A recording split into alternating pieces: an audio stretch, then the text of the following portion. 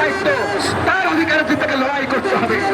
Bangladesh tourism সংঘ, নওজোয়ান শ্রমিক federation, সজল শ্রমিক federation, CNG চালক রিক্সা শ্রমিক থেকে শুরু করে ঢাকা মহানগর পুলিশ শ্রমিক সংঘ সবাই আজকে স্লোগান তুলেছে, আগামী দিনের লড়াই হবে শ্রমিক শ্রেণীর নেতৃত্বে। সেইভাবে এই রাষ্ট্র ব্যবস্থা নিশ্চিতভাবে সেই ব্যবস্থা প্রতিষ্ঠিত হওয়ার উপরে সমাজ হবে, সেখানে শ্রমিকের অন্য বস্ত্র বাসস্থান, শিক্ষা চিকিৎসার ভাবে প্রতিষ্ঠা হবে। সংগ্রামের সাথে বন্ধুগণ, আমি আশা করবো সেই লড়াইয়ের সাথে আমরা সবাই অংশগ্রহণ করবো। আর কিছুক্ষণের মধ্যেই আমাদের লোকাল গার্মেন্টসের শ্রমিকদের মিছিল আসবে, তারপর আমাদের আসবে এবং এই ছবি আমাদের তৎপরতা চলবে।